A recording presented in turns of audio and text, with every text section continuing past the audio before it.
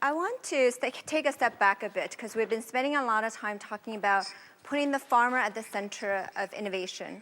And that's important because the farmer, 80 million family farmers producing most of the food we're eating. In the United States, over 90% of our farmers are family farmers. But I want to talk about it from the consumer perspective. You have the 80 million farmers and you have the rest of us that consumes. So if I ask all of you, how many of you have been on the farm in the last month? Maybe a handful of you will raise your hands. But how many of you have been to the supermarket in the last week? All of you will raise your hand. So I think for innovation to be taken up by the farmer, the consumer has a great role in that, because whether the consumer will accept that innovation is at the key of whether the farmer will uptake that innovation. So tomorrow is a great American holiday that I'm going to miss, Thanksgiving. It's a harvest celebration. It's surrounded by families, by food. It's focused on the Thanksgiving table, focused on the turkey. So I don't cook much for the rest of the year, but that one day or for that whole week, I do a lot of cooking. Right? So if I look at that table and I look at the innovation that is involved to bring that food to my table in Washington, D.C. in the middle of November, it's tremendous. It's innovation on the farm. So what is a farmer growing? The basic inputs, the genetics of the seed that he uses, the genetic of the bird that he's raising. It's an innovation in our e-connectivity. That turkey that I'm ordering, I actually order a turducken. You can ask me what that is. It's a very American thing. It comes from Louisiana. It comes to me frozen. I order it online. Okay? I'm ethnically Chinese, so I will always have a green vegetable, Chinese vegetable on my table, grown in New Jersey, of all places. That is innovation because it was an extension service in Rutgers University that taught traditional American farmers to farm traditional Chinese vegetables for an ethnic market. That's innovation. Right? So for me to look at that table, it is not just agricultural innovation system. It's a very comprehensive innovation system. So in the US, we start with the America Innovation Strategy that started in 2009, that's been updated twice. That's innovation writ large from a holistic perspective.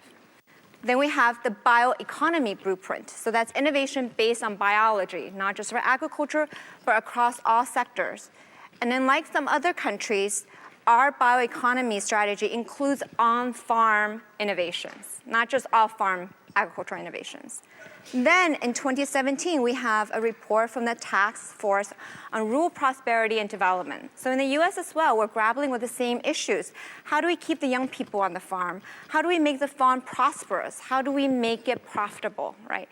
So regardless whether you're a $1 a day farmer or a $1 million a day farmer, one thing that you want to do is provide for your family. If you cannot provide for your family, you'll find another way to provide for your family. So for us, this is our innovation policy, this whole big business, right? So what is the government's role? We all have various roles. So I'll tell you a little bit about what our government role is. First, we need the foundation for those innovations, and that's research and development. So at USDA, we invest millions, if not billions of dollars in research, both fundamental research as well as translational research. So things that will get to the farm. We spend a lot of money putting business together. So if you're an innovator and you are going to bring a product to market, how do we help you bring that product to market? But what's important on the farm is also what's important in the community. Right? How do I know, as a person who has never worked on our farm, as a person who has never planted a rice plant in the field, what do I know about farming? So at USDA, we believe it is important to educate our consumer about farming. So we have Know Your Farmer. So we support local agriculture. We support the 4-H program to bring kids into farming. We support the Future Farmers of America to bring young people into farming. These are really important initiatives for us. We also believe that agricultural education has to be part of the bigger picture of science, technology, engineering, math education, what we call STEM education. I'm a traditional ethnic Chinese. My parents want me to be a lawyer or a doctor or a business person. Nobody ever said, oh, you go be a farmer. But farmer nowadays is high tech. right? So we need to prepare our workforce to be able to use the innovation that our scientists are going to develop, and we want to encourage our young scientists to actually get into agricultural science, not just science, but how do they use technology in science? And this is how we are trying to build agricultural into a bigger educational system, not just focus on not so stovepiped, shall we say, but more of a holistic and interdisciplinary process. So I think the role for all of us here is to actually, for every farmer, every person to have a Thanksgiving dinner, a harvest celebration. We have that in all cultures, and to provide with them with the tools so that they can have a very bountiful table that we have in the US. We're very, very lucky that way. And I think as a government's role, it is our role to provide those opportunities, to provide those tools, and it is up to the farmer, context-wise, to decide what those tools are going to be. In the US, we do have a diversity of farmers as well. So I hope that FAO has provided these opportunities for us to share information, to take what's useful, and to apply it in our own context. We're sitting here talking about innovation, we talk about technology. What we're really talking about is solutions to problems. If you don't have a problem, none of this is going to impact you, right? So it's about context. It's about what you need. What is your problem? What is you're trying to find a solution to? Do you have a pest problem? Do you have a water problem? Do you have a market problem? Those are all different solutions. It's not one size fit all. I think that's why we're having this conversation here.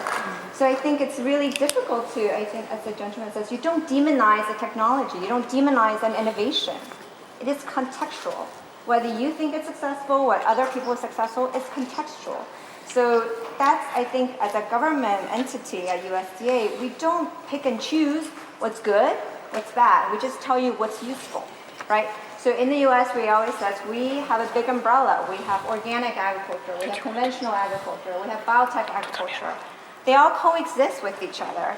It's up to our farmers to decide what they want to do. We have big farmers, we have small farmers, we have local farmers. It's about providing the tools and letting people choose and making sure that these tools are safe.